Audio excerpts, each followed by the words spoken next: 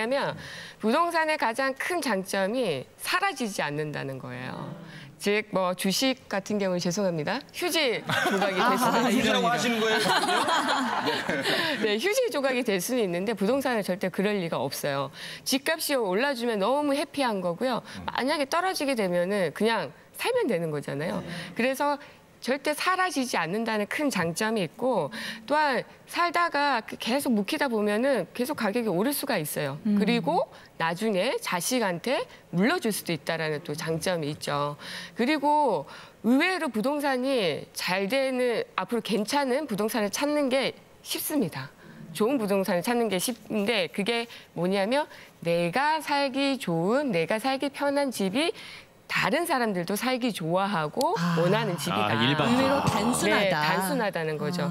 근데 또 주식이나 채권 같은 경우는 되게 들쑥날쑥 하잖아요. 그래서 언제 들어가야 될지도 모르겠고 되게 짧은 시간에 모든 걸 해결해야 되는데 부동산 같은 경우에는 조금만 길게 보면은 무조건 성공을 할 수가 있다라는 거죠. 네, 메리트죠. 근데 또 요즘 워낙 뭐 아파트값 올랐다, 집값이 뭐 몇 억이 올랐다 이런 얘기들 하니까 지금 사면 손해다. 너무 올라 있을 때 왜 고점에 들어가면 안 되는 게 기본인데 지금은 시점이 아닌 것 같다는 얘기들도 하시던데요. 그렇죠. 그렇게 생각할 시점이에요. 그러니까 지금 경기가 너무 어렵다고 하잖아요. 그런데 부동산은 난립니다. 너무 뜨거워요. 서울의 한 아파트 같은 경우에는요. 1년 사이에 12억 원 이상이 올랐고요. 최근에 모 아파트 같은 경우에는 한 달에 2억 원 이상이 올랐습니다.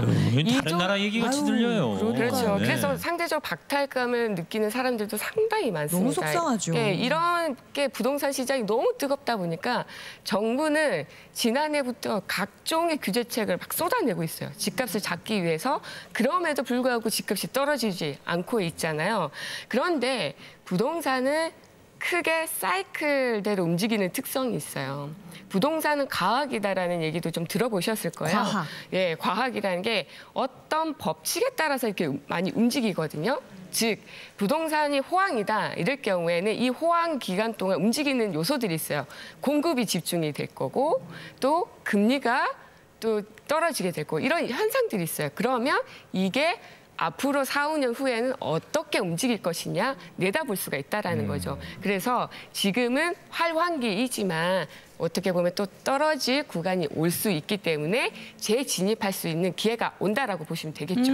결국 미래를 기다려야 되고 적정한 시점을 예측해보자라는 말씀이신데 네. 근데 솔직히 미래처럼 불확실한 게 없잖아요. 더욱이 요즘 인구가 점점 줄어드는 추세에서 네. 부동산이 정말 가치가 계속 오를까 싶기도 하고요. 네, 맞습니다. 그러니까 부동산이 앞으로 폭락할 것이다라고 전망하시는 분들 중에 첫 번째 이유가 인구 감소이에요. 네. 맞습니다. 인구는 앞으로 계속 감소가 될 거예요.